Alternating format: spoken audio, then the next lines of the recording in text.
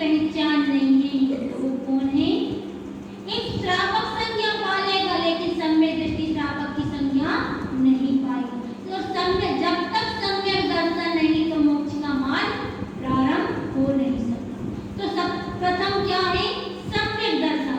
सम्यक दर्शन अर्थात अपनी आत्मा का बोध, अपनी आत्मा का वेदन, अपनी आत्मा का दर्शन, जिनवाणी का सत श्रद्धान, वो होता है सम्यक दर्शन। सम्यक दर्शन, जिसे सम्यक दर्शन है तो मोक्ष का मार्ग प्रारंभ है। और जब तक मोक्ष का मार्ग प्रारंभ नहीं तो कोई दुखों को मेट नहीं सकता। संसार क्या है? दुखों का भंडार है और मोक्ष का रहा है सुखों का सागर है।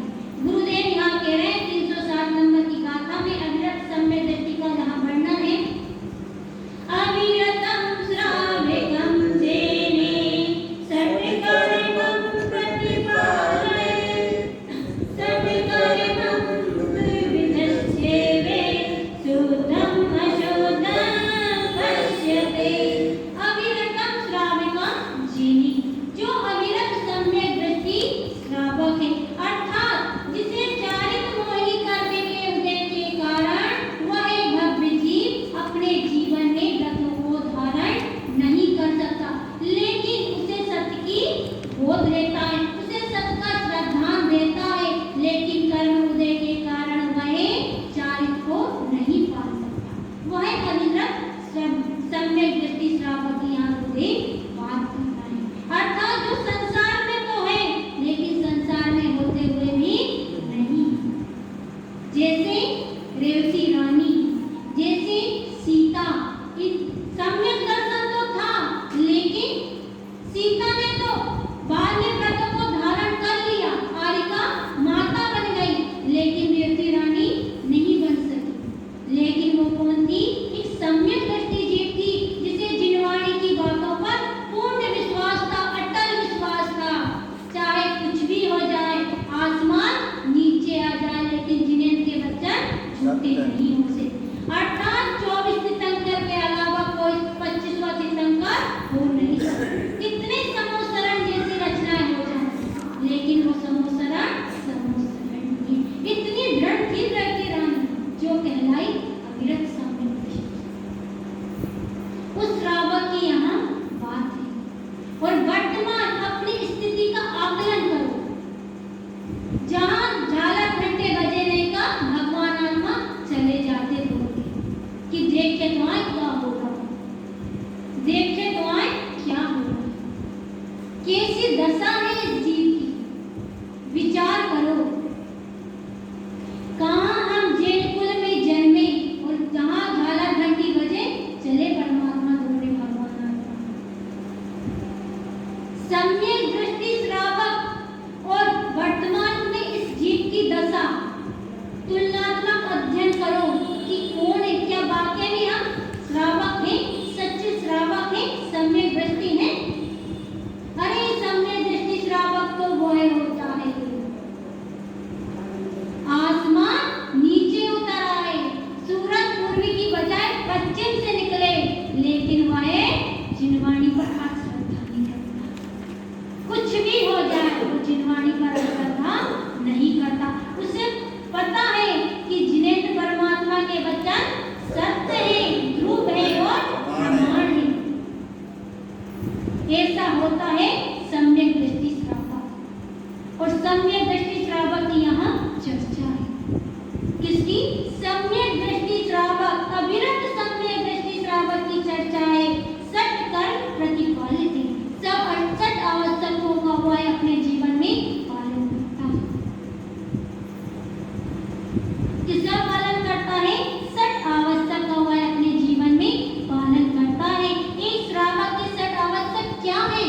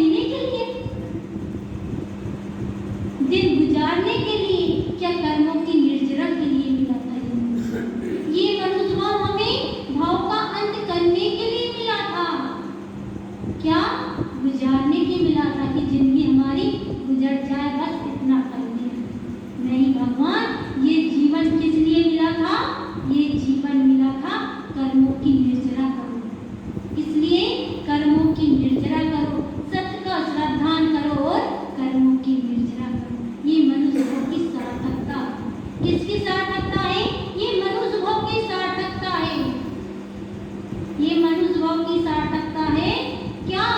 कि हम अपने जीवन में श्रावक के लक्षण को अपनाएं, श्रावक के गुणों को अंगीकार करें। सुबह बात करें कि 18 क्रियाओं के पालन की। उसके बाद प्रसंग आया है षट आवश्यक। षट आवश्यक अगले चरण में गुरुदेव कह रहे हैं षट कर्मं विधिश्चेदे सुतमया सुदं पश्यते। वही षट कर्म को गुरुदेव दो तरह से कह रहे हैं, अशुद्ध षट कर्म और शुद्ध षट कर्म। अशुद्ध और शुद्ध क्या? अशुद्ध और शुद्ध स्वाभाविक है, अशुद्ध अनंत संसार का कारण और शुद्ध मोक्ष के मार्ग का साही है। तो कौन से शुद्ध षट कर्म का पालन करें? शुद्ध का बोलेंगे तो सभी शुद्ध का ही पालन करने का, क्योंकि हम ज्ञानी। कौन है? ज्ञानी। अरे एक बार देखो तो हमारे कौन से षट कर्म बढ़ रहे हैं, कौन से षट आवश्यक हम लोगों के बढ़ रहे हैं, विचार तो करो। कौन से षट कर्म बताओ तो, सामने बोर्ड में लिखे हैं, देखो सामने बोर्ड में लिखे हैं, लेकिन जाग जाओ चेतन, ये समय फिर चला गया तो दोबारा आने वाला नहीं। जाग जाओ और मान जाओ। जाग जाओगे, मान जाओगे तो फिर यहाँ भूलना नहीं पड़ेगा, यहाँ जन्म मरण नहीं करना पड़ेगा। कब? जब चेतो, चेत जाओ। चेतो चेतन निज में आओ, अंतर्यात्मा बुला रही है, जग में अपना कोई नहीं है, तू तो ज्ञाना नंदीमयी है। एक बार अपने में आ जा। कितने बार अपने में आना है? सिर्फ एक बार। कितने बार? सिर्फ एक बार अपने में आ जाओ। देखो कितना वैभव तुम्हारे पास छिपा हुआ है, कितना अनंत सुख का भंडार तुम्हारे